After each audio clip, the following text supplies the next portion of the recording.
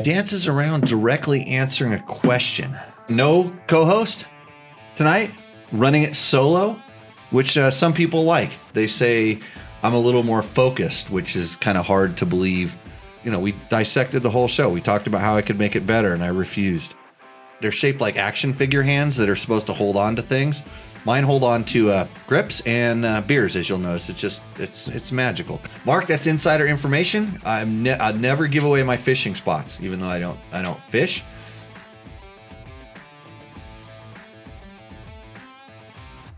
Live from Pahrump, Nevada, the Valley of the Dirt People, it's Tech Talk Taco Tuesday with your host, Jimmy Lewis. Tech Talk Taco Tuesday, show number 218. I think some things are working. I'm not really sure because I have lots of red going on the screen, which is so typical of what we have going on here. But anyways, I'll try to find out whether we have sound and some other things. I shut down a lot of stuff in my browser so that we wouldn't have these kinds of issues. But this is normal on the show. It's a live show. We come to you live every Tuesday night. That's why we call it Tech Talk Taco Tuesday, for instance, even though we have done it on Wednesday. And I almost did it last night on Monday just because I thought I was ready, but I'm not, as you can see by what we have going on here. Studio, no co-host tonight, running it solo, which some people like. They say I'm a little more focused, which is kind of hard to believe because a lot of stuff going on here, a lot of buttons to push. A lot of things to see. I know that when I'm doing this, we have the chat running, and the chat usually tells me what's going on. And I guess we have audio, which is really awesome. So we'll see how this goes. The sponsors of our show, as usual, as always. Oh, they're still current. Yamaha, Taco, Moto. Tonight we will, I'm going to lose half the viewers right now because we will not be having Rooster Endo because you did not send me Rooster Endo submissions. I think I got one. And since Mark Daniels here, tonight I'm going to have Ragosa because it's what's in front of my hand. I have an email about how this show doesn't get to the point and maybe I do a little too much drinking. We'll get to that later. It's important to answer all of the questions, even if they are just ideas on how to make this good. And Countershock says, it looks like you and sounds good. Countershock's in the house, the makers of an inertial damping device that I find very satisfying on the motorcycles I've tested on. I would love to get it on my Tenere, but it involves cutting and hacking into my fork guards and or fairing, and I haven't done that yet. So, but anyways, other sponsors, Scott Sports. Check out these goggles. Nice. I like the day glow is in. I saw Cooper Webb wearing that in the Supercross last weekend. Climb, of course. I'm wearing some Climb casuals. Actually, I didn't even turn the heater on inside of the office today because I wanted to be nice and cozy. I don't even want to take this thing off. Actually, the heater's down in my house because I just like wearing my awesome Climb flannel.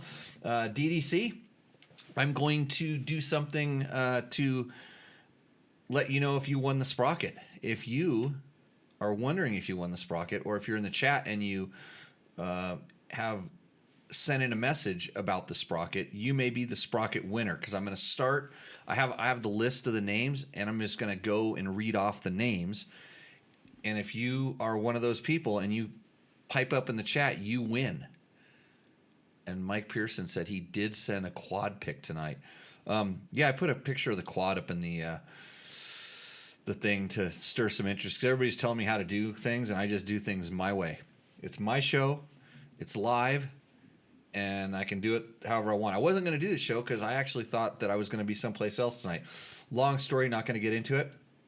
Of course, there's Trail Tech. Man, I was running Trail Tech Voyagers in Baja when... That's where I was last week, by the way. I was in Baja. I believe... I don't know the exact title, but we'll just call me the Moto Jefe of the Nora Mexican 1000. So that is going to be You know what? The thing that I'm most pissed off about is that I can't race the race. I'll get to ride it. I'll probably ride the course a few times, but I got turned loose on where I could allow the course to go.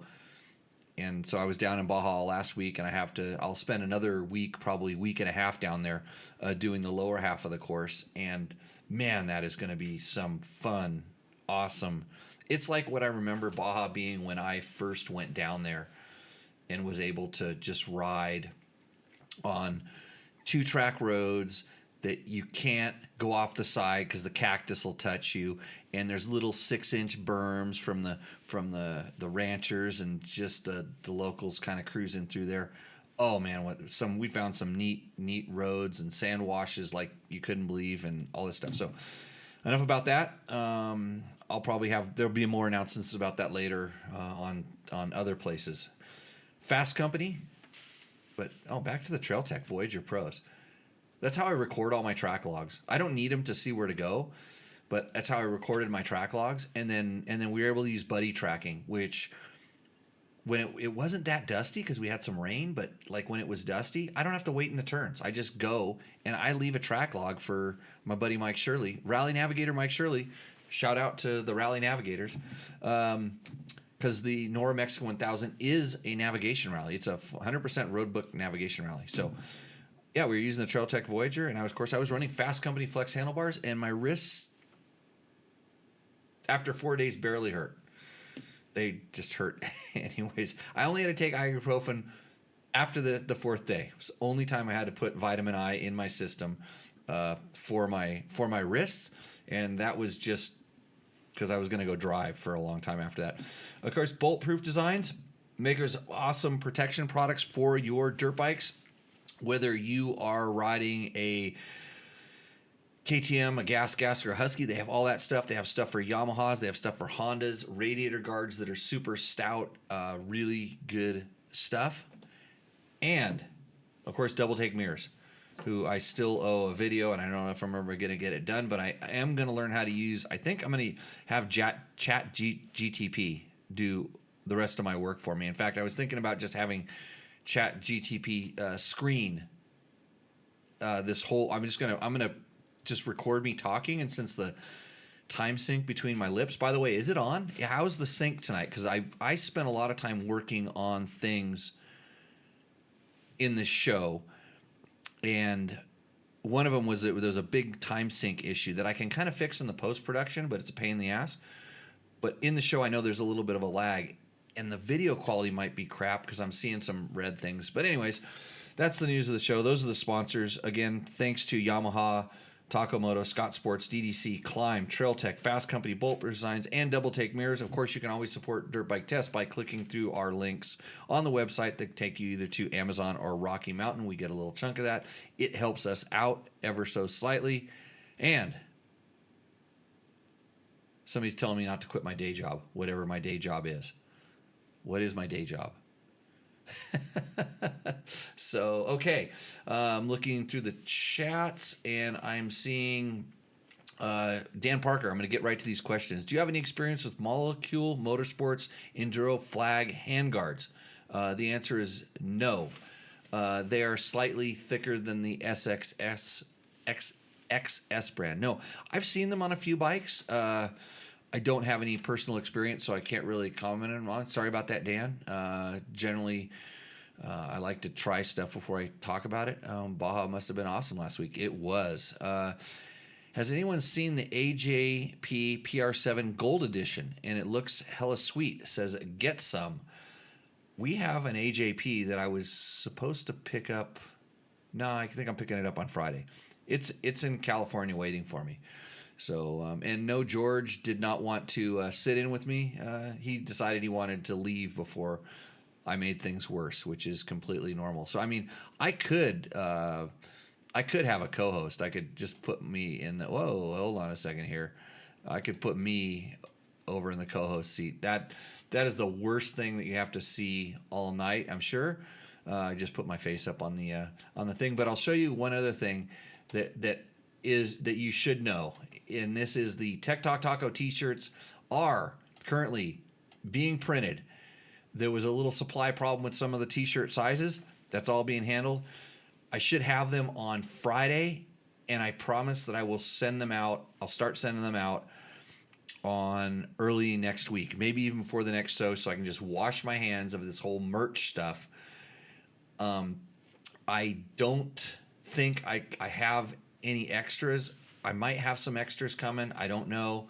We'll see what happens. And yes, I know that if it's freezing, just turn the picture off and listen to the audio, because there's really nothing to good look at except for that hot Tech Talk Taco Tuesday t-shirt. Okay. Lag in audio, some bad video, but not too bad. Thanks, Chris. Chris Real had a question when he saw the picture of the quad, and his question was, why are tire pressures important on an ATV? And I thought the real answer was because if you have varying tire pressures, it could cause the ATV to actually turn, because they run low pressure to begin with. And so if you have like lower, and especially on an all-wheel drive one, it can cause it to pull or turn. But someone smarter than me answered that question in the post, and they said you don't want the tire pressures too high, because then when you ride, all your beer bounces out of your cooler and or milk crate that you're carrying it around in. So just so you know, that's what happens. And let's see.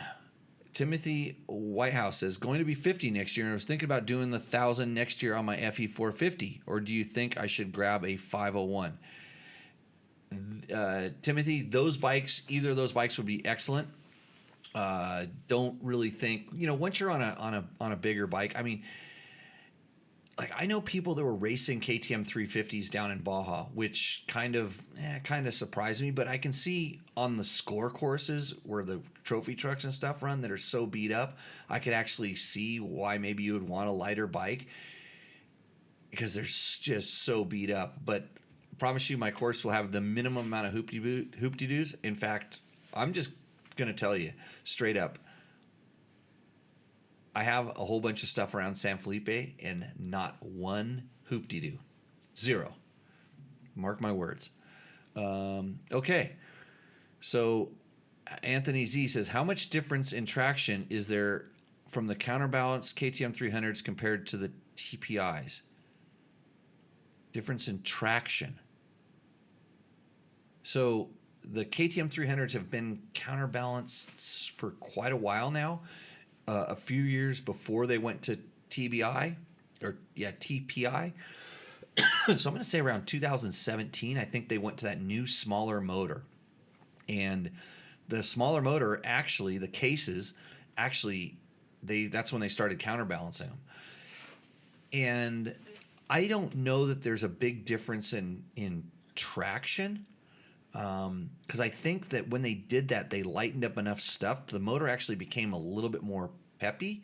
And is the very first time I rode a counterbalance bike was when they did the SX launch. So they presented the bike in the SX, and it had it was kickstart. I think it was kickstart only, but it was counterbalanced, if I'm remembering correctly. And you just noticed there was so much less vibration. But as far as traction went, I don't know that there was a big difference. So, but the traction went up when we went to TPI, because they really mellowed out the power delivery. So in that essence, traction went up. But I think the traction is more of a factor of the kind of the power delivery at that point than where it's going. So. And Anthony Z says, also, some people describe the Smart Carb as a similar traction to TBI. This is the truth. For me, personally, I don't like the Smart Carb or the Electron. This is me, because it is actually too smooth. And in the carb world, some of that throttle response, it depends on how it's jetted.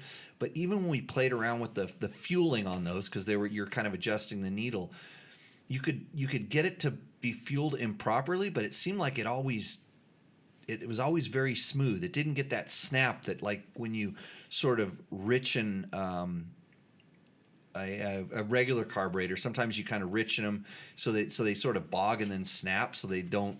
Because if you lean them, they really bog, and sometimes they never come back. But when you richen them, sometimes they momentarily bog and then they snap, and it gives it that. And I never could get that with and I don't know whether it was the Smart Carb or the Electron. It was the one I actually played with quite a bit.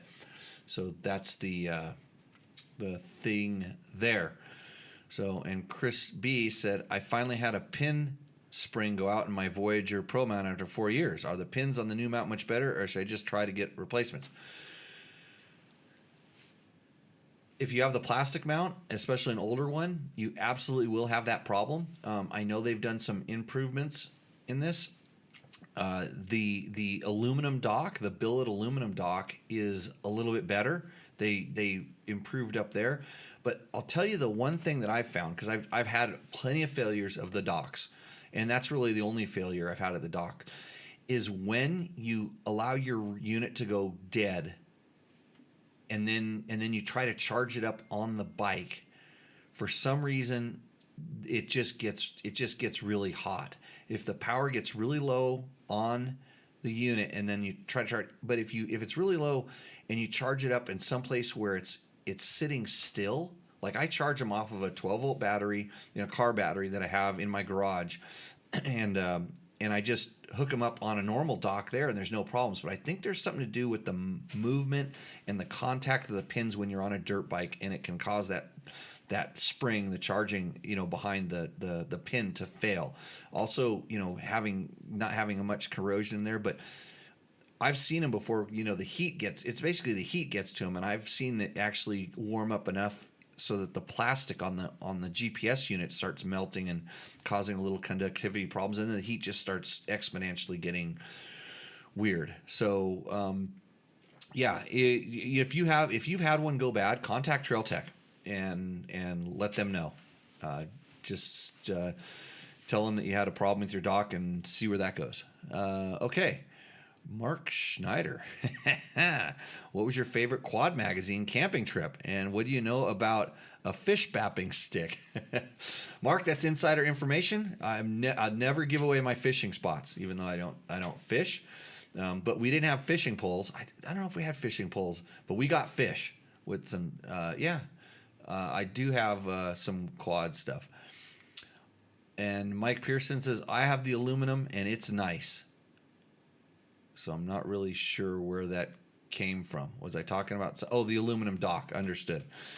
Sometimes you guys type so quickly in the chat that you leave out the important information. And like I say always, the reason I'm recording this is so I can remember it if I have to. When I hang up the phone on this show, I don't remember anything I've said all night long.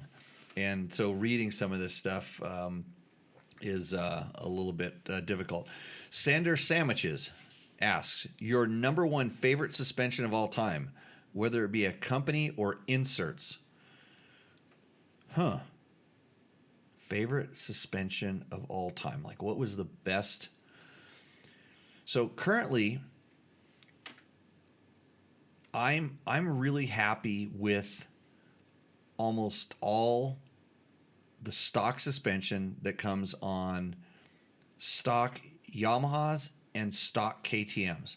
And this is now the freaking world is, everybody wants to fight me and they're complaining. And the reason I'm saying this is because the stuff works really good for a wide range of people. I can hop on both of those two brands of bikes right now and not have really any complaints that I can't kind of adjust with the clickers. And so this is KTM EXCs and XCs lately. I've had really good luck with. I haven't ridden an SX in the last couple of years, so can't comment on those. But the XCs and the XCWs and EXCs that I've ridden, I've been really happy with for their intended use, for what that bike was designed for. And then the Yamahas, whether it be YZ, I take a YZ and for my speed at the motocross track, which is 50 expert, whatever that is, I can go do anything short of full-blown supercross. And then, on the right tracks, even when Glen Helen gets rough, I love the bike. I don't have to think about the suspension. On some other brands, I have to think about the suspension. I was actually pretty impressed with the new Kawasaki also, the 24 KX450. I thought that was actually pretty good. So the bikes are good, but like I've tried a lot of the different. So I had Kreft suspension; they're no longer around. I have a guy, George at ESP, who works on my suspension, who tunes it up. I actually just got a set of Del Saggio. I had Del Saggio inserts in a pair of forks that I finally picked up, and I need to go test those. I'm gonna hook up. I'm gonna try 3 or 4 different sets of suspension and hook up to a potentiometer or a thing that's going to read what the suspension is doing. It's the data logger, and I'm dropping the name of the thing that I'm trying to remember out of my head. But anyways, we have a test on a dirt bike test, and I'm going to go test that out because I want to see some charts on some stuff that I'm feeling. So that's in my short term plans. But you know. There's not really any, and this goes across the board. There's not really any one kind of suspension that's just the better than anything else or any. It's like personal flavor suspension. Like it's like your choice of ice cream or the kind of food you eat or what you when you go to a buffet, like what you would put on your plate on your first run through the buffet. Like that's what you want for your suspension, but how do you get it? And so the manufacturer tries to give you like pizza or tacos because everybody likes those, right? And you might want you to say, hey, I want soft shell only tacos. Okay, so you eliminate half the taco variety. This is what's going on with suspension, where you're getting more specific. If you're talking about companies, like like Honda kind of has a suspension philosophy, I'll call it. It's different than the Yamaha suspension philosophy, and by philosophy I mean kind of the end result feel that you get out of it. And they all have different ways. KTM has a certain feel, and the Husky has a certain feel, and the Gas has a certain feel. They're all three, even though they're kind of the same platform, a little bit different in the the similar model. So yeah, I don't know what's best. When I say I like stock suspension, it's because it works really good for such a wide range. And if we go back 10 years, there were some bikes that I had real issues with that are now way more apparent. And then there was some bikes that were really good. I'm amazed. I have a 2002 or 3, I think 2002 Husaberg 650. That suspension blew me away when I rode it. And I mean, when I rode it like 2 years ago, just for what it did, it would get raked over the coals right now for how long of stroke it has and how much pitch there can be in certain situations. It's got a lot of travel, but there's some things that it did that were like, man, that's really cool. But there's other stuff that it did like, I don't know if that's good because it can really pitch forward and back quite a bit. So you decide. When we go to like brands, I've had Bones at Pro Circuit do me suspension that he nailed the first time. I just talked to him a little bit and he nailed it. I've sent him stuff that I never did any testing with. A Suzuki RMX 250 was one of the bikes, and he's known as like a motocross guy, but he's really into off road. Nailed it first time. I sent suspension for an off road bike to Factory Connection one time, and they knew it was for an off road bike, and they nailed it the first time too, which is really strange. I've sent it to other places. Let's say I've sent stuff or had stuff that went through companies like Race Tech and I'm trying to think of a couple of the other ones that I'd sent them to that I had to send back, and I said, hey, this. And they were kind of sent there sort of, we'll call it like unsolicited. It was done for a test bike, and we've ridden a lot of test bikes that had the suspension done. And it's either you ride it and say, oh, okay, that's not for me. That's not my setup. And maybe somebody else that rode the bike liked it. But there was other times where I kind of had to send it back. I said, that's not my flavor. You put onions in that taco, and I don't like onions. So that's my take on suspension. So hopefully that answers your question. which is the number one best feeling in your opinion? Best feeling. I mean, I've always liked PDS. There's something about just the way that I can get a PDS, stock, but then I know how to tune it to get it to work, especially if I'm going to go get it valved. I can make that stuff work really, really good.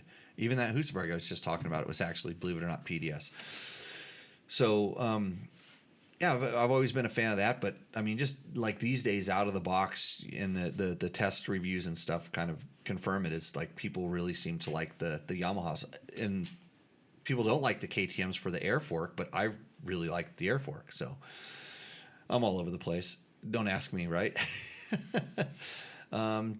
Dan Parker has a question, similar suspension question.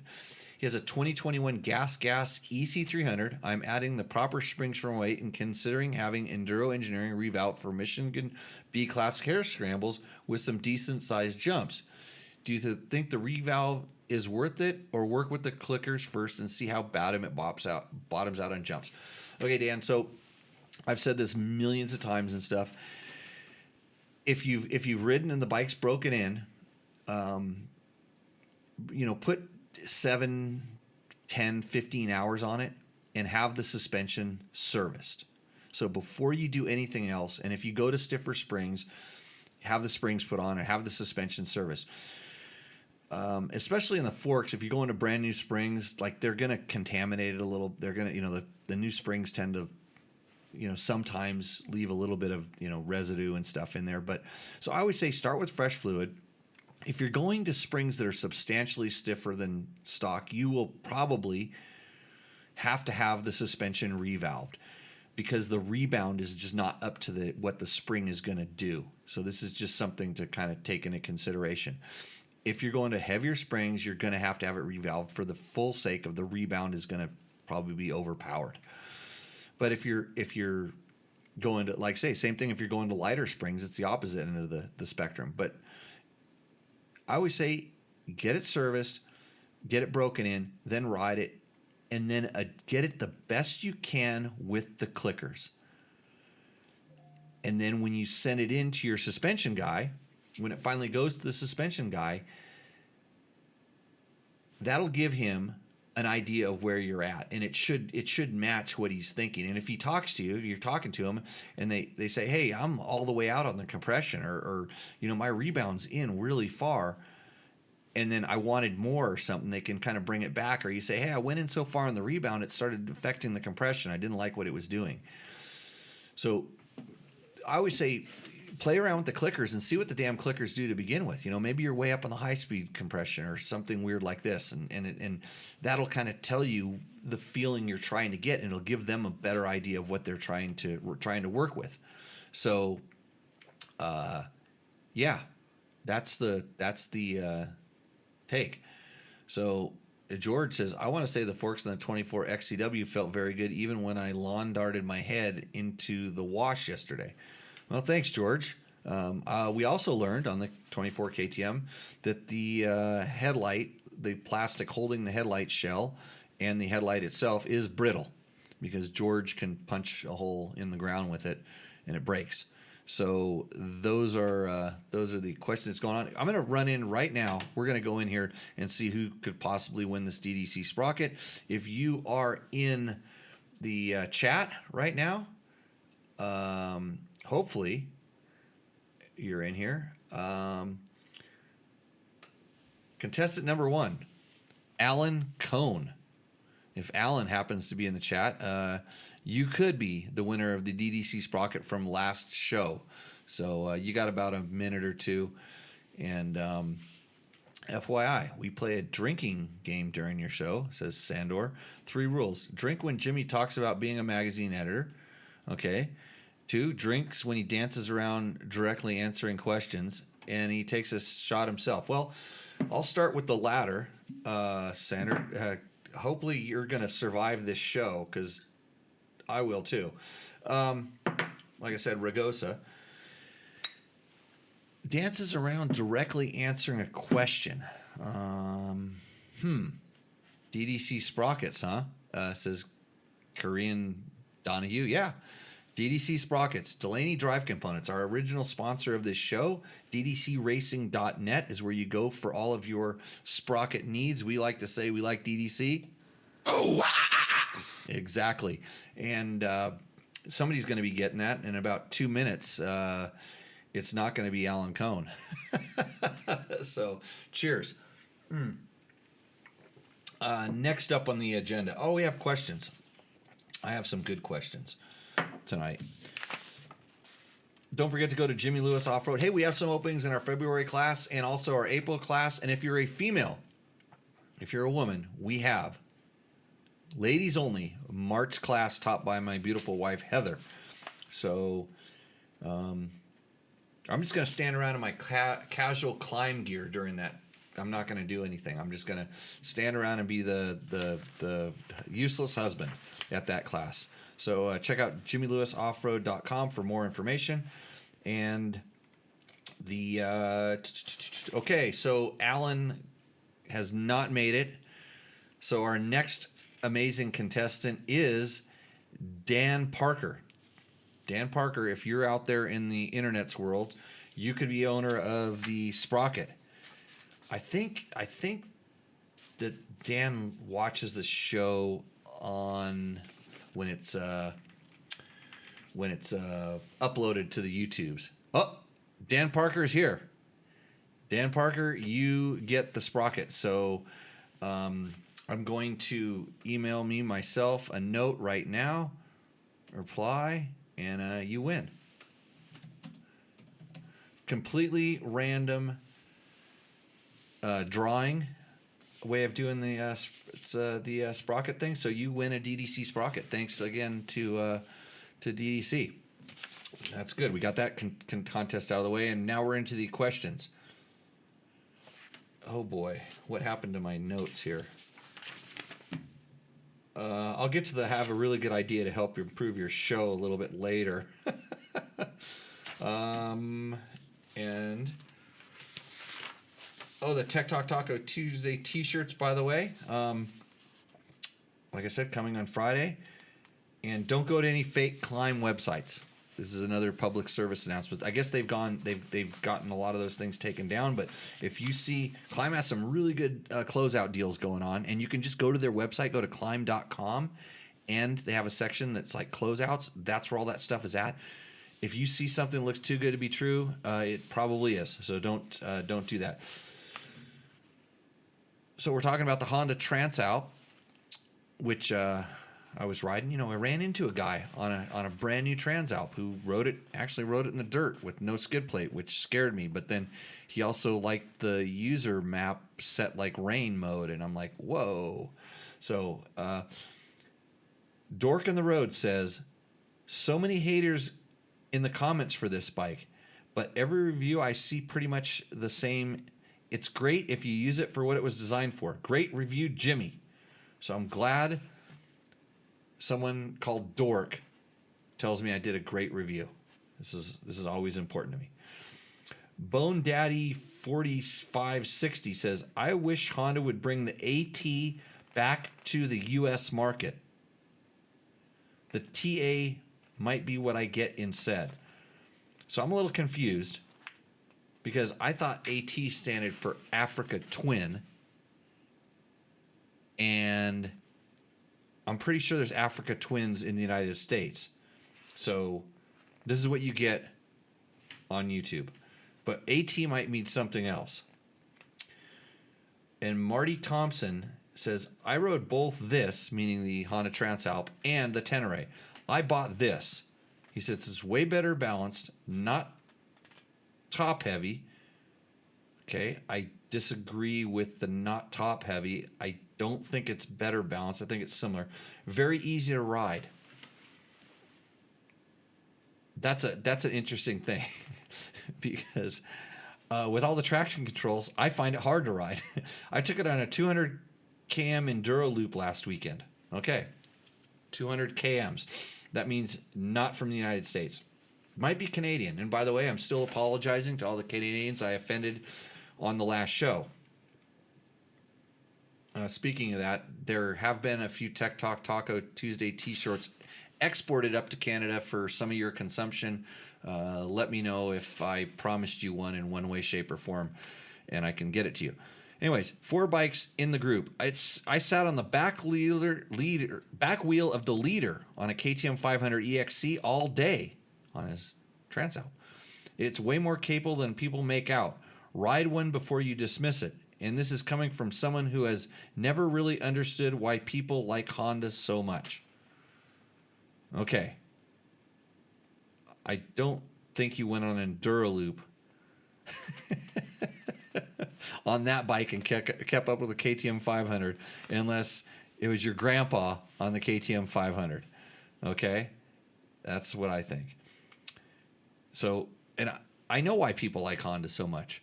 Because you meet the nicest people on a Honda. And you're probably a nice guy. And you were trying to hound this poor old man on a KTM 500 and picking on him when you really shouldn't. But that's what you did. Jack 4668 on my Tenere vlog video where I give my suspension settings says, what does the acronym JL mean? Hold on. Oh, yeah, you really need to know. What is the acronym JL? Do you really want me to say my name more? Really? MX Racing Gun Unlimited Ltd says, where is a good place to buy a KTM Freeride EXC for a good deal? I listened to the podcast, and you mentioned earlier you were going to talk about it, but I guess I missed it. Great videos, thanks. So a while back, I don't know if it's still current, but KTM was having really good deals on they were basically having closeouts on the Freeride E. So I would go start with a KTM dealer. I mean, these days you can do an online search and, start poking around and checking out where dealers are, if dealers are dealing on those things and stuff like that. But there was some incentives, I know, and things going on. So I don't know what video that was, but that's what I heard. I think I said that on the show the last time I heard about it, but we'll see. Otis Flint says, a friend has one, meaning the KTM Freeride. It makes a rough 25-mile loop we have, but just barely. It usually is in limp mode or close when getting back to the truck. He loves it, but he also has a gas bike so he can switch when the Freeride isn't up to the task. And on that subject, I'm, so 25 miles, they're riding it pretty hard if they're getting it to go out. I could easily get 25 miles, but when I went out and really tried to hammer the battery dead, I could run it hard for about 25, and then it would, like he said, it's like limp mode. It kind of depended on the temperature, outside. And sometimes you still had another 5 or 6 miles easy, and other times at 25 it would start slowing down, but I wouldn't call it limp mode. It took a long time to get it into, quote, limp mode, and you're not really supposed to do that because you're draining the battery super, super low. So, kind of think about that when you're out there riding your electric bike. It's important, and there we go. So, awesome name, Dork in the Road. Yeah, rad. Dork in the Road is the man.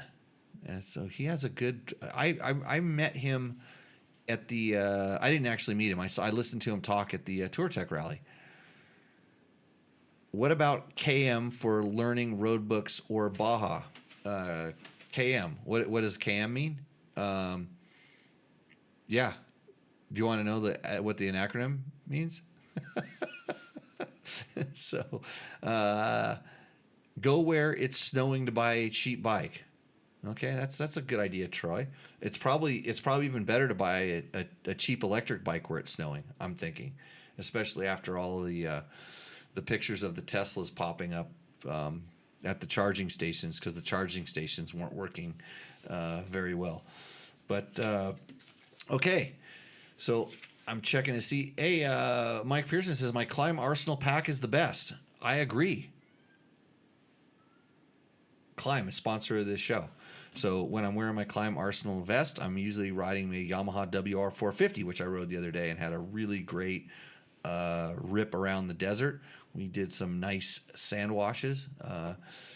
Good fun. We did the ride after the Hot Shoe Hall of Fame ride. So it was very lightly attended. I think people were a little old, tired to get up. And Sanders Sandwiches says, what did you used to do for a living? That's me. What did I used to do? I still do what I do for a living. I ride dirt bikes for a living. I've ridden dirt bikes for a living, and I've always done something else while I was riding the dirt bikes for a living. But the primary source of income in my life has been riding dirt bikes. Still is, somehow. I don't know where it is. So checking in with everybody out there. Thanks for the questions. I thought Sprockets was a German TV show. Is it? I don't watch German TV. I can barely watch American TV. And they say I only dance when the wife asks him a question. Neither of those is true. Don't really dance that much either. So I'm going to go into this question here. Should I wear goggles when I wear this? Anyway, so this is from Bill, and Bill kindly wrote me a nice letter, and he says, I have a really good idea to help you improve your show, with a lot of explanation points. And he says, you are now competing with Dirt Bike TV on your podcasts. No, I'm not. No, I'm not. I'll tell you why in a minute. If I may put it politely, exclamation points. Jay gets right into the question and answers them in a much more direct and concise way. I haven't watched that. I've seen clips of it. I might agree with that, and I'll tell you why in a minute. There is no drinking. Ooh, and let's just say rambling side bullshit to the answers. Okay. I like to call that entertainment, but anyways, his podcasts are much shorter than yours, and the first 20 minutes are not lost to goofy stuff. Well, his is not a live show, I don't think, and he probably hires a professional because he has sponsors, a lot of sponsors, and that's why his answers are more direct, because he can go straight to sponsor. Unlike me, who I'm sponsored, I have partners, Yamaha, Taco Moto, Scott Sports, Climb, DDC, Trail Tech, Fasst Company, Bulletproof Designs, and Double Take Mirrors. You can watch them scrolling up on the screen over my shoulder when there's not a rad picture that I put up there of myself riding a motorcycle where I make a living. Anyways, I thought you'd like to know. We are busy people, and we do not have a lot to do other than how the Valley of the Dirt people are doing. Oh, to know. Okay. Yeah, you didn't say that, but I'll just, to know how the Valley of the Dirt people are doing. Not to say that we don't like a little small talk here and there. And yes, I do have a few drinks now and then myself and let my hair down for a few laughs. Oh, you'd be so lucky to let your hair down. You did have to throw that in there at me. I just thought you would like to know from a viewer like me. Yeah, I actually do like to know. I sent him a letter back, and I said I did appreciate his thing. I do believe you are probably this is where he starts buttering it up. I do believe you are probably a much better rider than Jay and have a lot to offer when it comes to your riding classes.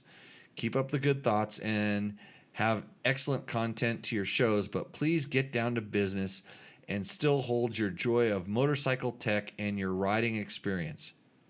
You want to say hold on to your joy.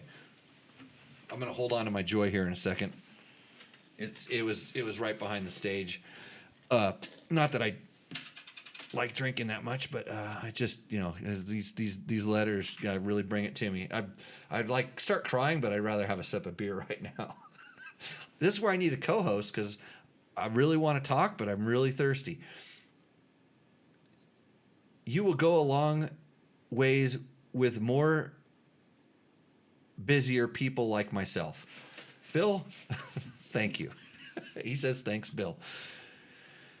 And Mike Parsons comments, let's say, I like Jimmy's show better for some of the stories. Everyone is different and like different things. I agree.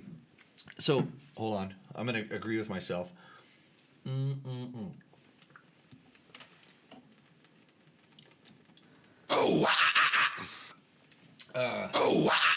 Yeah, I doubled up on that one.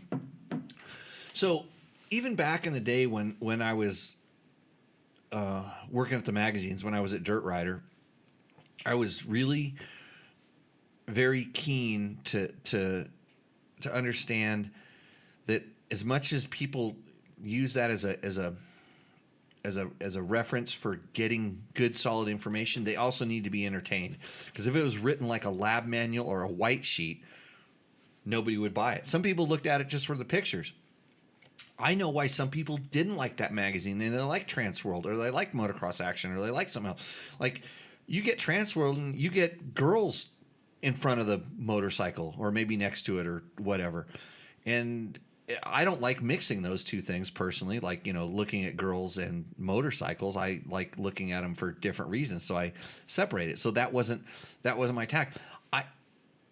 I saw the craft behind some of the other editors, what they did. The way Jody at Motocross Action would purposely pick the bike that everybody else was going to drool over as the worst, and then say we told you, we're the only ones going to tell you the way it really was, and then the next month tell you how to fix it.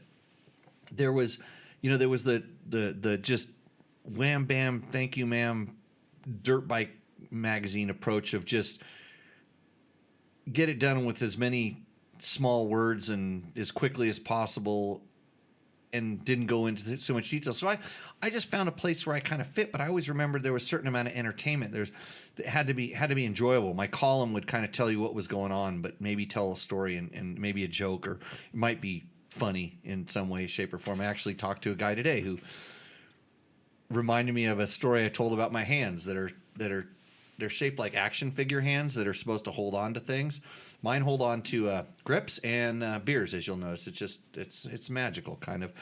But so this is the way I treat this podcast. And I've talked to a couple of my friends. When I bring some of this stuff up, I'm like, hey, do you think we should make it shorter or whatever? And they're like, don't change. And I know they're saying that because they're my friends, and they know that I will disown them and never let them hang out with me, which is probably like that's really what they want me to do, but they don't. And I won't let them ride my motorcycles that I have, so that's probably why they're my friends. And so I'm going to kind of keep doing this the way I've been doing it, and try to keep a little bit of entertainment in there. So I think, and so some comments. I'm going to go ahead and Sandra says, hopefully this is a full beat around the bush question answering session, so you can have that. And look, I'll just have one for you too, so you have to have two. But it's like people like kind of the different things. Let's see. It says Jay's an okay guy, but he is pretty bland and sucks a lot of. And then it says blank blank blank. No, Jay's a great guy. He has created a really cool. That's why I had him on the show.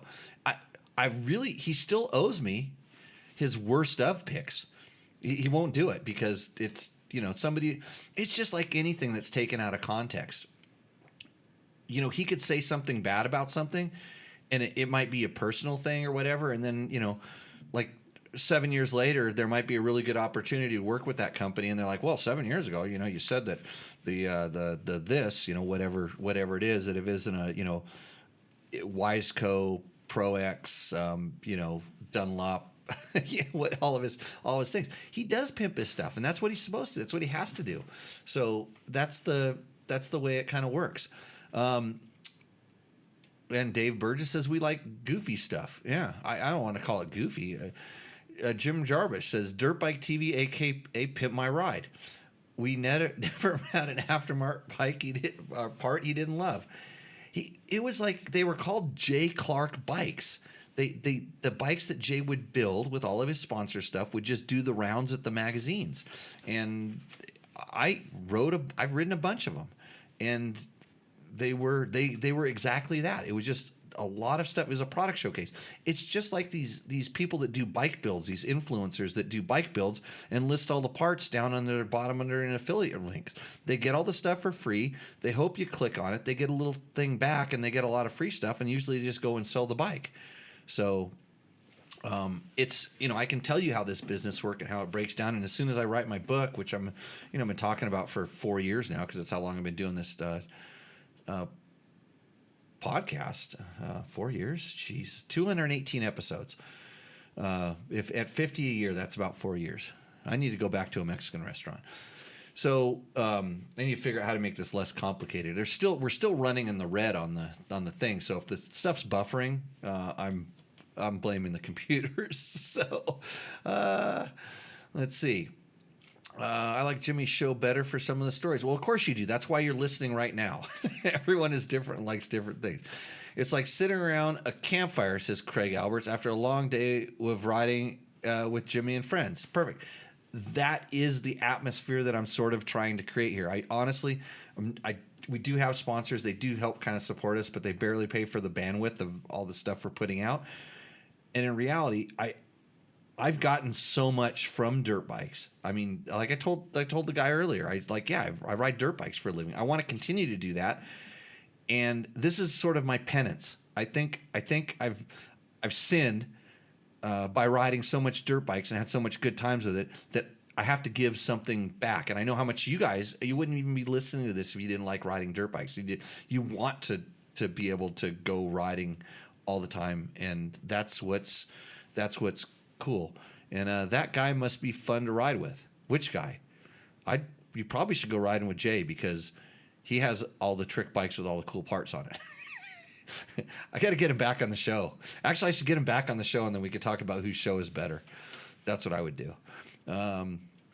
Yeah, and Dan likes listening to the podcast because it keeps my attention and helps me focus. You got to be kidding me. You know what I need to do? I need to do a podcast while I'm driving, because that's about the only time I'm actually focused. Like, what is it with people driving and talking into their phone, like posting on things? Every once in a while, I see these kind of things. So, Jason Knapp, I tune in for Jimmy and Jimmy things. Oh, good. This is called Jimmy Rider. I enjoy the entertaining stories, useful information, and the for sale section in Rooster Endo. Yes, that's Rooster Endo, or for sale sometimes. I forgot to ask if the couple of last people. I know Trevor sold his bicycle that he put on there. And Dave says he's not my friend, so don't change. Let's see. No, Mike, I'm not going to. I've always been myself. I don't want to conform to anybody else's standards, but I need content, so I read people's letters on the air. Let's get to the NetGrank VBS just got here. Better late than never. You Canadians, man. It probably snowed and made the power go out underground in your cellars. This is another letter I got. Dear blank. Oh, that must be to me. Do you want your business to reach your audience through Google positive reviews and nice comments and get more customers organically? ? Then I can help with that. Why should you actually choose Google positive review? What are its benefits? And then there's some emojis and stuff. Whether it's Google, Yelp, industry-specific platforms, I can strangely place positive reviews where they matter most, maximizing your online presence. I tell you where I like to have my reviews placed. Yeah, it's not online. Let's see. Identify key platforms for positive reviews that align with your target audience. I'm speaking to my target audience right now, amazingly. Craft and conform authentic and compelling reviews tailored to each platform's audience. Thank you for your considering my proposal. I'm excited the opportunity to enhance your business reputation and drive positive growth. You need to send Bill a letter and tell him that I'm doing it my way. Please contact me without any hesitation. I'm always ready for you. Best regards, Mossambarish Haikum. Okay, thank you. Okay, I don't want to engage with Massambar Aish. Can you guys all leave positive reviews for me someplace? So I don't have to have this guy, because evidently if I don't have this guy, my business is going to fail. He had pictures of me on my podcast. He was using the pictures to show me how he was going to make more positive reviews. So if you want to do that, that would be much appreciated. I'm not begging. Actually, be careful, because the Google, the YouTube's asked me if I wanted to start a member subscription page. So just be careful. Let's see. Kieran says, who have you not had on your show that you absolutely need to get on the show? Let's see. Who do I want to get on the show? I actually want to get Bones from Pro Circuit Suspension on the show, because we have a lot of history, and he's a real interesting guy. He's kind of retired now. He goes fishing a lot, but he'd be one of the guys I want to get on.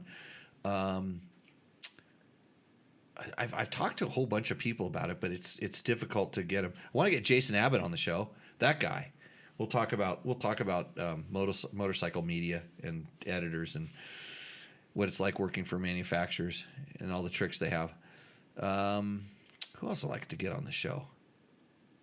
I don't know. Got to get Ricky back on the show. That Brabeck kid, the guy that won the Dakar. Remember that? It was like a couple weeks ago. Everybody already forgot. So got to get that guy back on the show. And don't change anything. Add some new tech parts or parts that are popping up in the industry to stir up the comments. I did that. I made a note to myself to talk about, what did I make a note on? There was some new, maybe it was in one of the questions. France Harkener 9821 says, do you even use the clutch lever for anything? Maybe just for stopping and takeoff. And he's asking about a recluse clutch. It's like, no, you don't have to use the clutch at all, but you can, and not just for starting and stopping. So that's the thing. What was the new tech part that I saw? Oh, I was talking today. There's some new ECU tuning tools that are popping up out there, and I finally talked to someone that was working with one, and his guy was really sharp, and when he was listening to me talk, he was like, finally, he said this. He said, finally, someone who actually gets it. So I said my thing, like, if you want more power, turn the throttle farther, and a couple other things, just dealing with traction and rideability and how fueling and ignition works. And it was good. I'm excited to possibly start doing some stuff with this guys. So that would be really cool if that works out. Doug P 2769 says, Yamaha, my favorite brand, and never had a bad one. I would never buy this bike though.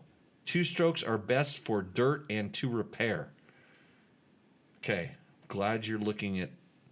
He's talking about the Yamaha WR video, and I'm glad you're looking at bikes based on they're better to repair. It's like, how much do we really have to work on bikes? And I'll get to that in a minute too. Well, Dave Lerner says, a question regarding gearing and chain slap. And this is something I pulled off of the EXC and Performance Tech group there. When I changed from a stock 1448 to 1450, I noticed a significant increase in chain slap noise. Now I'm planning on going a tad lower. I saw somewhere that the larger rear sprockets are more prone to chain slap, and I'm thinking of going 1348. So can anyone confirm that? So on a KTM from 1448 to 1450, it depends on the chain and where it's at, like where it's set up. But usually you can just flip the chain blocks around switch the sprocket, and you shouldn't have to do any adjustment at all. So I'm hoping that he flipped the chain blocks around and didn't do any adjustment, and it worked. But I have not found that going to larger chain, a larger sprocket in the rear made the chain slap any more or less, for instance. In fact, I would think that it would be more on the smaller sprocket because it's the bigger sprocket would tend to want to hold it a little bit higher, not much, but a little bit higher. And it kind of depends on where that chain slap is coming from, whether it's on the top side, which it usually is, and then kind of, maybe when you're going to the 1450, it could be anything. When you're going, Sander, dancing around the question answer, please. When you're going to these, because sometimes I think about these things as you're doing, when you're going to it, it's changing the gearing, and maybe you're more in between gears, and it allows the more chain slap because of where you're riding it, on and off throttle, on and off power a little bit more.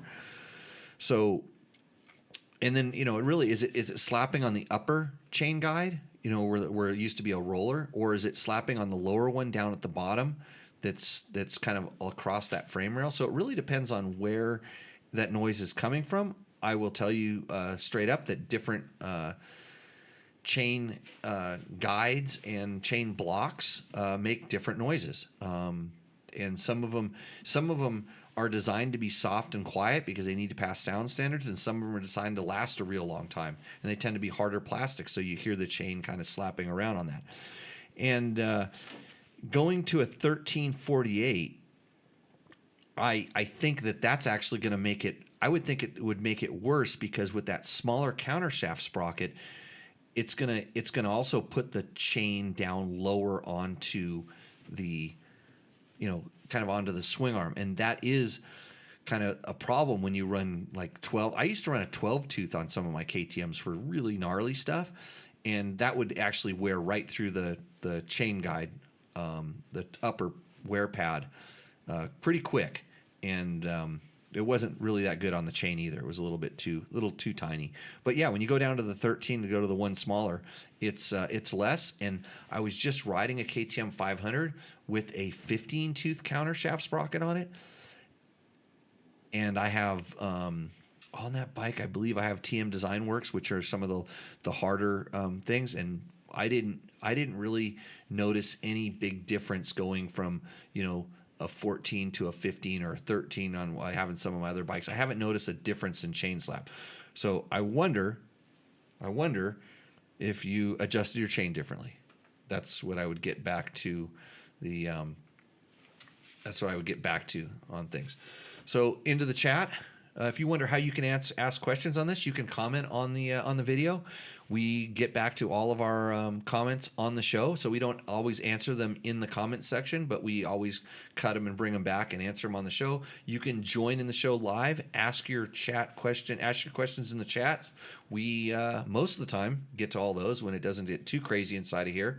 And of course, you can send us an email. It's pretty easy. It's my name @DirtBikeTest, and we will add those into the show mix as well. I'm pretty sure we're going to do a Rooster Endo next time. I'm still talking with Taco Mike to have the big Rooster Endo show that we've been talking about, but I haven't got that totally put together. And next week, you know what? I know what I was going to tell you about all the new techs and gadgets. I'm going to the AIM Expo show, and that's where they're going to show us all that new stuff. So I will have that information. Next Tuesday is the first night of the show, so I might postpone the show till Wednesday so I can bring some of that information back to you, or maybe I get bored and I rush home because I can't. I'm too excited to tell everybody, and I'll do Tech Talk Taco Tuesday on Tuesday. So yeah, I'm getting Jason Abbott in here, do a ride and a show. Hey, and if you want to be the co-host here on this amazing show and sit in this amazing seat, I'll sell me on it.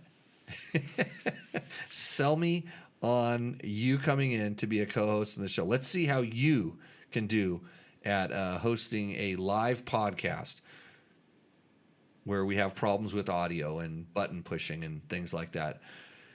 And I'll probably push your buttons too.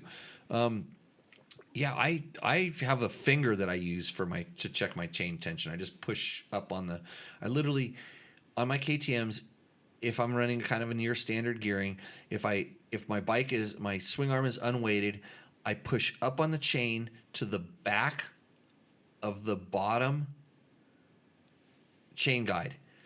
And then I try to roll, this is what I do. I try to roll the chain over the end of that thing and make it touch the swing arm, and I want it to just barely not touch the swing arm.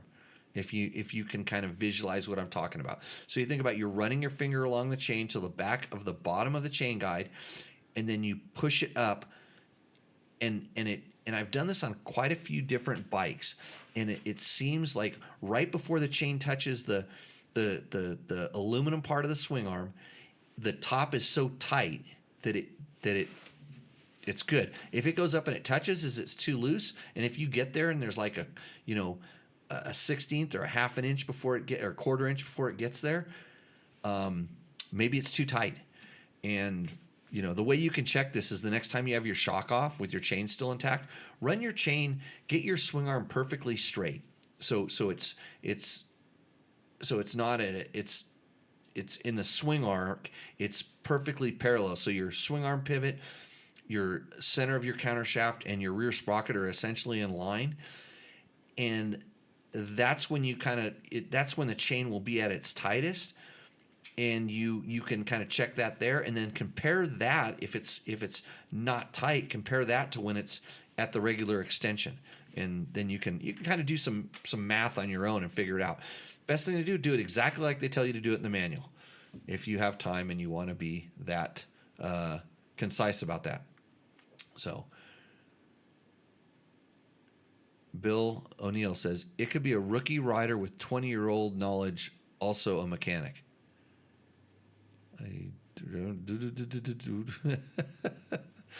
I could be a rookie rider with 20-year-old knowledge, also a mechanic. Oh, you could be a host on the show. Let's see. Hey, Jimmy, Gronk VBS says, have you seen the buzz on the Cove Rally 800 as opposed to the ADV model? 360 pounds with 1 gallon of fuel, 5-gallon tank, so still under 400 pounds full. It'll be at the AIM Expo. Check it out. If it's at the AIM Expo, I will check it out. I will do that for you. I'll get the scoop, the inside scoop. I got the inside scoop on the Cove last time because a bunch of people I know, they all work for manufacturers, are standing around. They're like, hey, Jimmy, go look and see what that thing is. It looks like a copy of a KTM. So that was the first time I actually saw one in person, was last year at the AIM Expo. So, okay. I have a couple stories to tell, and then I'm probably going to sign off and run a little bit long for a solo show. I'm not going to take a break. Actually, I should take a break. I'm going to take a quick little commercial break right now just for a few seconds. The defending champion, the all-new Yamaha YZ450F.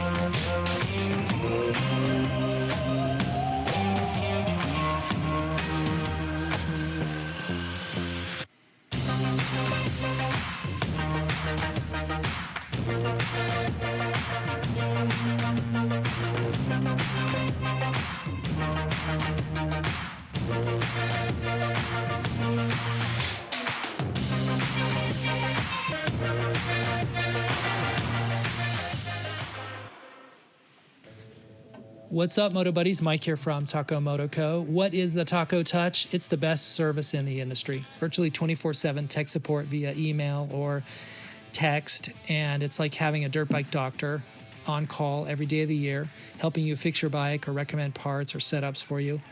If you've ever received an order from us, you know that the Taco Touch extends to our fulfillment, and our orders come with the coolest stickers that you've ever had, buying parts from anybody before, and a handful of root beer barrel candies. All of our Taco Moto co-branded components come with a no questions asked lifetime warranty, and we'll even extend out the warranty of other manufacturers, OEM, and aftermarket parts where we can, sometimes for life.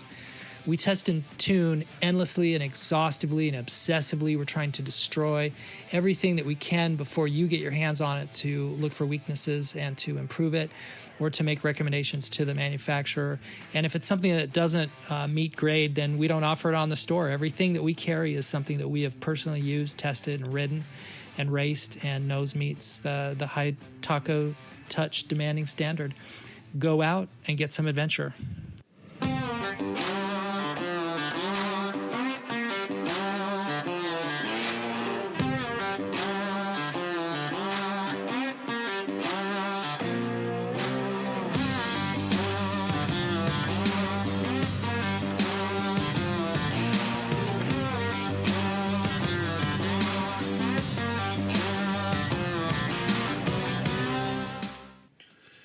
And we are back. Thanks for watching my sponsors.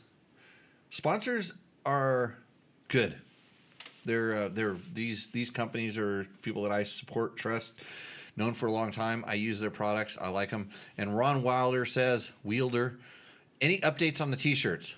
You're going to have to go back about an hour and 10 minutes, and we'll have updates. But yeah, I'm going to ship them out on Friday. Or Thursday or Friday. No, I'm going to get them on Friday, and I'm going to try to ship them out by Monday, I hope.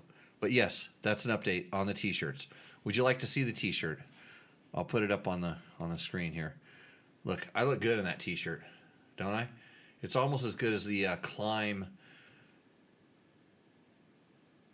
flannel that I'm wearing, which is much nicer. But you're going to have a Tech Talk Taco Tuesday t-shirt heading your way as soon as possible, because everybody thinks that I'm just taking your money and running, which is what I really should do, but I'm not gonna. I'm just got to get out of the merch business because I'm not very good at it. So thanks everybody. Have I ridden the Harley adventure bike? Yes, I have, Frank. I don't know about the new one. I rode the one that was new a few years ago. So yeah, I've ridden it. It's a beast. It's a good adventure bike.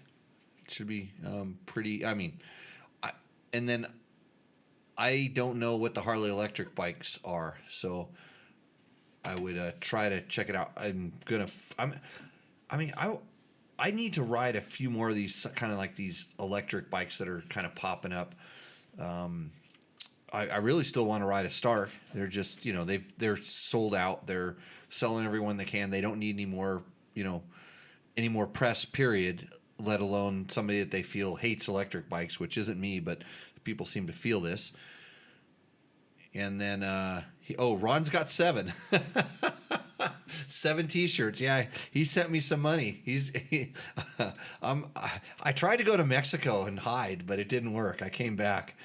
They let me back in the country. It was pretty amazing. So, okay. So here's my story, some of my KTM things, interesting things that I had happen. So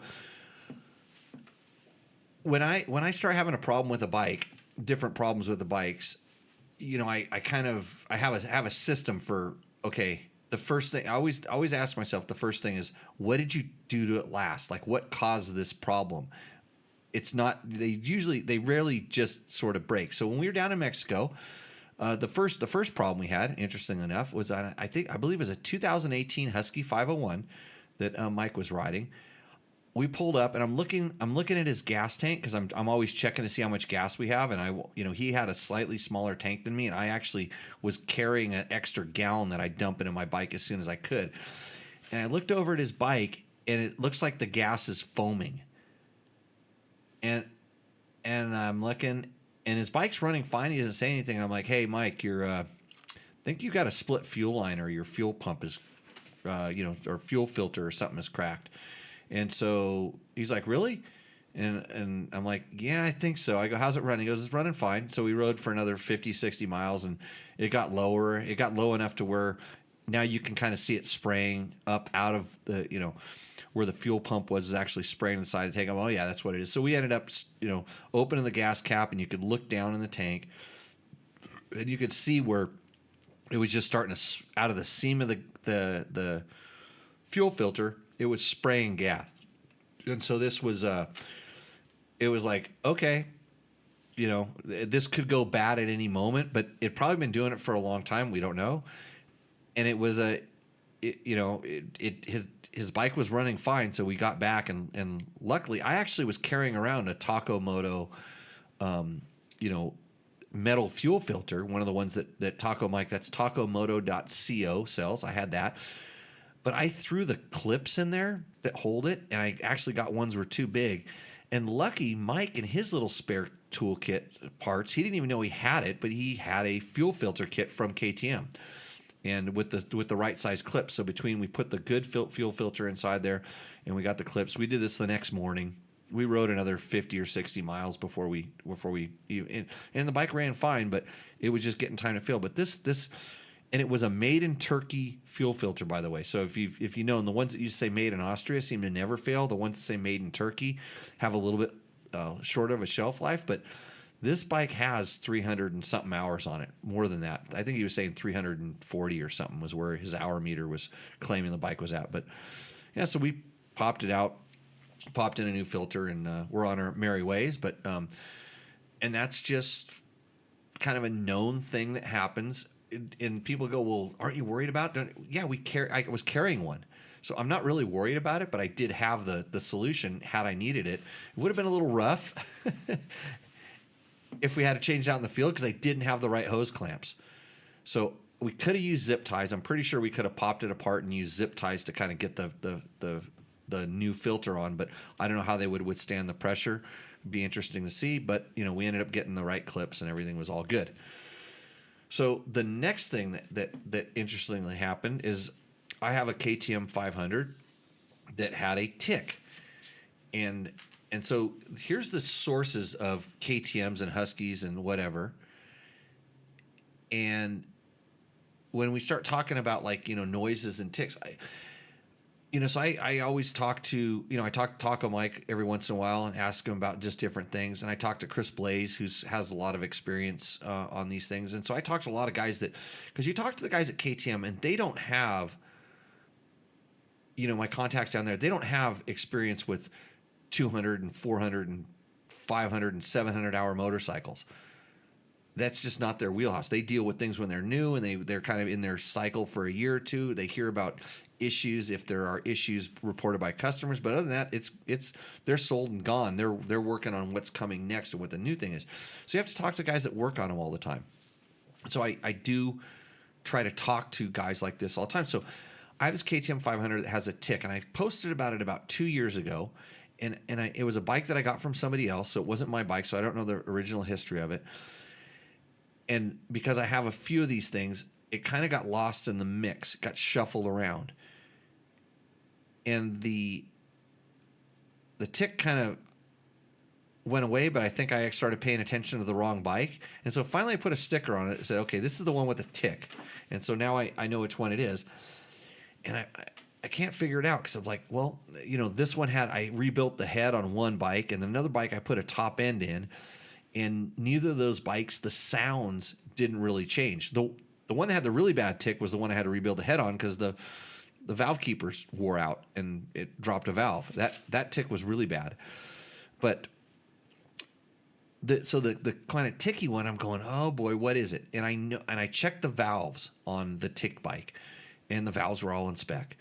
And then I'm like, okay, it's the clutch dampers, because the where the noise comes from on KTM 500s is after 50 hours on the clutch dampers, it's going to tick, and it's going to sound like a cam chain tick.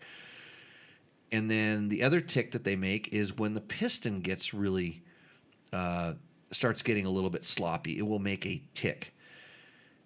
And then, of course, you can have loose valves tick, which is if everything's working perfect on that particular cylinder head, is pretty rare. But okay, there's that tick. and I checked all these things, and then there's the kind of the cam chain tick. And I was like listening around with the screwdriver. You put the screwdriver kind of on the bone below your ear, and you place the metal on the motor in different spots, and you can move it just like an inch, and you'll get a little bit of different sound, and a little bit different sound, and you can move it around. And so I was chasing this sound around, and I mean, I couldn't figure out where, quote, the tick was coming from. So checked, like I said, checked everything. And then upon really close inspection, so what I did was I actually pulled the cam chain tensioner out, thinking that, okay, I'm going to check to see if the cam chain is worn. And you can usually tell by how far it's extended. And, when you take it out, the spring pushes it out. But you can also pull the bolt off the back, take the spring out, and then pull the cam chain tensioner out. And then there's no tension on it, so it comes out. But there's usually, some we'll call it like a little bit of residue on it, so you can kind of see where it's been sitting, and then you can see how far extended it is. And it was still in the middle of the range. But the interesting thing on the bike with the tick is when I pulled that spring out with the washer on the back of it, there's a copper crush washer on the back of it. It was a thicker washer than standard, and so it was not allowing the full amount of spring pressure to go on that little cam chain tensioner, because it's got a spring on it, and it has a kind of ratcheting cam, so it can only go out, not in. So the spring pressure, which isn't that much, but it pushes it onto the cam chain. And I noticed the washer on the back of it was a little bit thicker. I'm like, I'm going to change this. Tick, gone. So that little tiny bit of spring pressure was just enough to possibly get it to push it out maybe like one tick more on the cam adjustment, and allow it to quiet it down. So it had cam chain tension, but just not enough. And I don't know with whether when it heats up and cools down, how that affected it, but a lot of interesting. So, but the interesting. So when I talked about it, it was like, because I'm worried it was something bad, and so I went around and asked a lot of people about that particular motor. Just that the KTM 500 motor in general. Had anybody seen? And this is what I learned. Had anybody seen any catastrophic failures of those motors that weren't caused by something stupid, running it low on oil, over revving it, sucking sand, the usual suspects, but just from plain wear or tear? And like, nobody has seen that motor kind of like grenade. And in the process of like kind of diagnosing the tick and knowing it was one of these bikes, and I'm like, well, I guess I can keep it running because it's not going to be catastrophic. Because I'm sure there's other bikes with this same sort of a tick issue.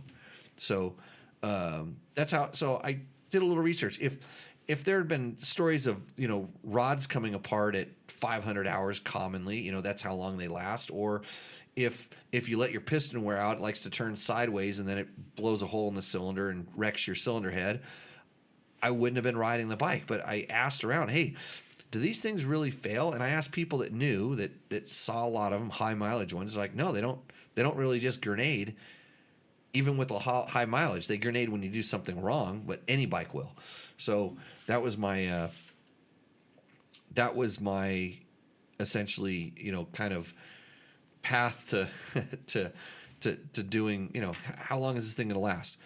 And then my last thing is the KTM fuel pumps, which, as you know, if you have a KTM, it has a fuel injected KTM, it has a fuel pump. It will last like 5 tanks of gas, right? And then they go bad. If you read the internet, they all go bad. If you get more than 30 miles from a place where you can get towed out, your fuel pump will go bad, right? Okay.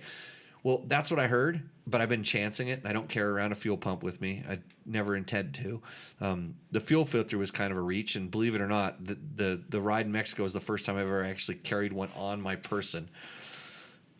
Amazingly, we used it, but back at the truck, but I had it with me. So I had my very first ever KTM fuel pump failure. But here's how awesome that bike was. It waited until we got done with our last day of riding and our last miles. And when we pull up to our chase truck that was there, we were going to load up at the chase truck. And I went to start the bike to load it in the back of the truck. Bike wouldn't start. Crank, crank, crank, crank, wouldn't start. Crank, crank, crank, wouldn't start. And I'm thinking to myself, like, what could be wrong? Like, really, what could be wrong? And it was the end of the day. I was tired. Decided, nah, I don't really want to mess with it or anything like that. So we just pushed it up in the truck instead of riding in the truck. I hate pushing things with motors in them. So bike's in the truck, loaded up, drove it home. Got home and I'm like, okay. I figure it'll start right up. I figured it was just something funky. Like maybe it was just water in the gas because we were really low on gas and it maybe, who knows? Nope. It's crank, crank, crank, crank, crank, nothing. And even when I was there at the truck, I kind of like listened and I didn't hear the fuel pump cycle. It just didn't make I tapped the starter a couple times and listened to it. And so I'm like, maybe it just went bad. So then I go, okay, like what is it? What do we touch? Whatever. So check, first thing, check the fuses. And so I go and, pull the fuses and they're all good. But then I push the starter and I hear it cycle. And so I look closely at the fuses and there's just the ever so slight amount of corrosion on the fuse blades. And then I would put a little bit of tension on the fuse box and it would stop. And it wouldn't cycle and start. And so it's just like, okay, what does this thing take to run? Power. Okay, sure. Power. Is it getting power? Well, I don't know. Let's check the fuses. It's just this where, what could be the problem? Wiggle the fuses. Oh, it comes back. So took them, cleaned them up, threw a little dielectric grease on there. There wasn't anything on it. Just kind of cleaned everything up, put it, bike works fine. So it's just this, and I kind of asked myself like, hey, what was the last thing you did to it? And I did have the seat off before I left. And here's the other thing. So before I left, and the big long bolt that holds the seat on was not replaced. And I got lucky that my seat was there. So I actually had my seat zip tied on the whole time I was riding down in Mexico. It was just pushed down. And I bet you that seat bouncing up and down was tapping on the fuel on the fuse box, because it's moving around and kind of flexing in weird ways. And I'll bet you that thing tapped it. So it was, what did I do to it last? What was the problem that caused this? And so if you're ever working on one of your bikes and you're wondering what it is that went wrong, ask yourself, what did I do last? And what's causing this problem? Okay, bike doesn't start. It's fuel or spark 99% of the time. If nothing else has happened, it lost fuel and somehow it lost spark. And kind of figure it out. It's pretty easy to find out when there's no fuel, because if you crank it for a while, and especially if you're kind of opening the throttle and getting some where there should be fuel going in there and it's not going in, and the exhaust doesn't smell like gas, it's a fuel thing. If it's spark, you do all that stuff and you smell the exhaust, it smells like gas. So it's kind of easy, just 10-second method to figure out like what the problem is, and then ask yourself, okay, what would be causing kind of these issues, and you just go through this sort of flow chart of what you're trying to fix, what you're trying to get accomplished with your setup. So, yeah, those are the things that we go through and do. So that's how I fix my problems. My bikes are all working perfect. They're brand new. Anybody, if you want to buy old KTM RFS, we don't have Rooster Endo, but I have that bike for sale. I have a couple 525. I have two 525s. I believe I have a 400, and I have a 250 that's been converted into a 350. It's actually probably a 320 or something. I don't remember. It was a Thumper Racing kit. So got those bikes for sale. Let's see. Willie Musgrave and Greg Zitterkoff will be at the AIM Expo, tells me Frank White. I used to race against those guys. I actually raced a Best in the Desert race with Greg Zitterkoff. Oh, speaking of racing, hold on. Hot Shoe Hall of Fame. I achieved this. If you notice, this says the Champion of Champions.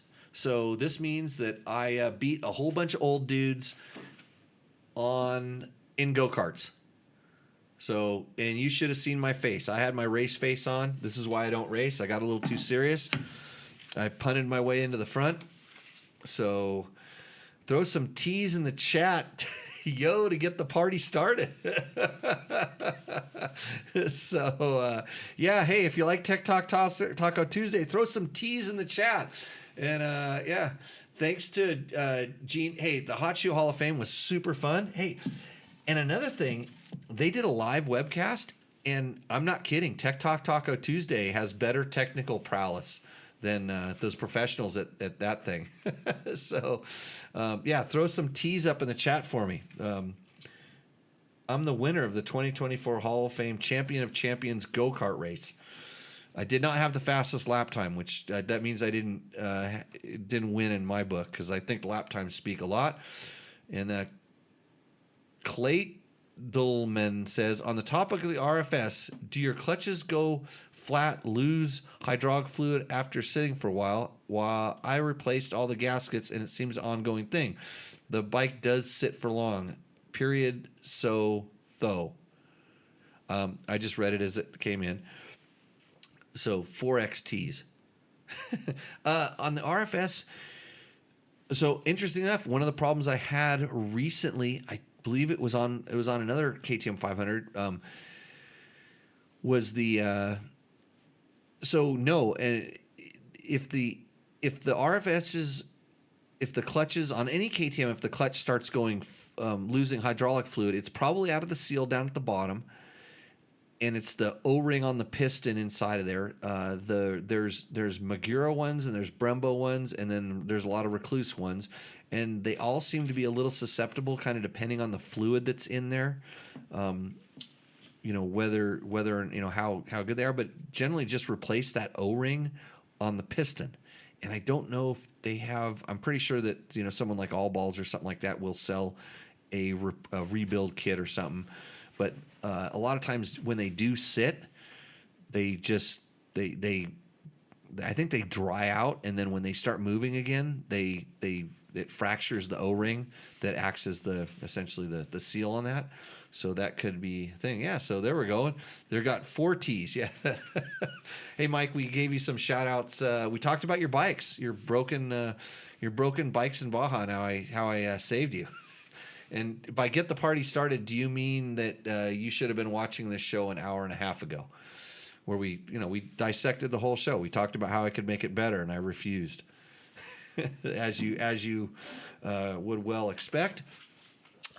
Anyways, thanks everybody for joining in. If you have any last minute questions, get them up there. I know there's a little bit of a delay between when I say something and how long it takes to go out to you guys in the real world, but that gives me a perfect opportunity to once again thank my sponsors. Of course, Double Take Mirrors. If you want the best dual sport mirrors, or a great way to see how to shave your head when you're kind of cleaning up in the back like I do, Double Take Mirrors. Some of these sponsors, believe it or not, I do have discount codes for. So check me out, and I can give that. Throw more T's up in the thing. Of course, we have Bulletproof Designs.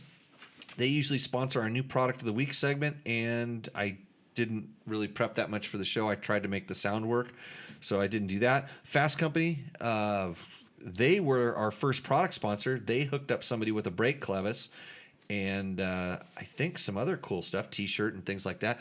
I'm going to get another product giveaway for our next show for sure. I'm actually going to try to get a lot of them coming up. Trail Tech. DDC gave away a Sprocket on last show, which we gave away tonight. Good on you, Daniel Parker, for doing that. Hopefully you're listening to it on the podcast format. If you have friends that need to have questions answered, you can always send them my way. I have nothing better to do on my Tuesday night from 7 to 9 p.m., but then answer your motorcycle product related questions. If you were hoping to get some quad advice on the show, I told you, keep your tire pressures low so you don't spill your beer. Climb, Scott Sports, Takamoto, and of course Yamaha. I wish I could go to the GNCC and ride the 125 that's coming up here. They're doing a press intro for the new WR and FX, but I am going to be busy out here doing other stuff. And we have a couple other things. Hey, Jimmy, the CEV kill switches are prone to failure. CEV. The one on my Berg started acting up and will only work with the bars turned. Now it doesn't work at all. Asking before I start chasing water. The CEV. What is? I'm not familiar with that an acronym. So, yeah, no quad picks. Yeah, we'll put the quads up next time. Are the double take mirrors any better for vibration than El Cheapo mirrors that came with my 500? You have no idea how much better they are. They actually work, and I'm not just saying that because they actually do work. They mount on ram balls, which have a little bit of vibration isolation, and you can see behind you. So, hey, we're congratulating. We got 100 messages tonight in the chat, which always helps things out. Again, throw the teas up to get this party started. If I can't get you to move your fat little finger and push buttons on a computer, I have failed. And hey, I'll catch all of you next week.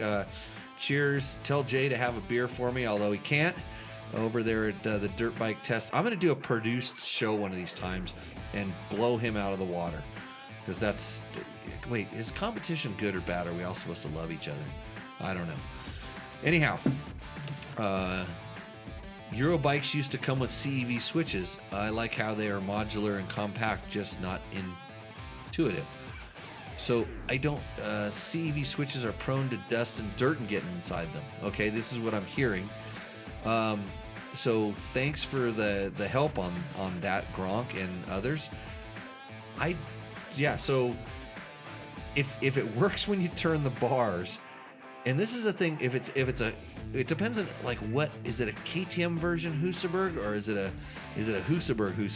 Because the Husabergs actually had horrible wiring, but at least the wires were big, were the KTMs. And if there is one weakness on the KTMs, it is the wiring. They really try to reduce weight with small wires, and over time, especially when you're running a lot of current through some of the wires, they can get a little bit brittle, and you can have a little bit of wire failures. I've had this happen on KTMs before, but yeah. So there are so many add-ons I would like to try, but not necessarily use. So, okay. And I think Bill just he put up a set of boobies on my thing. Okay, with that, we're going to have to kind of shut this show down. Again, thanks to you, thanks to all the sponsors, and we will see you on the trail. Cheers, everybody.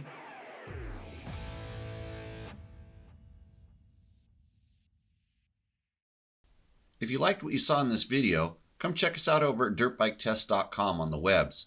We have bike tests, product tests, a lot of fresh dirt, and you can even support us by clicking through our links. Hopefully, we'll see you out in the trail.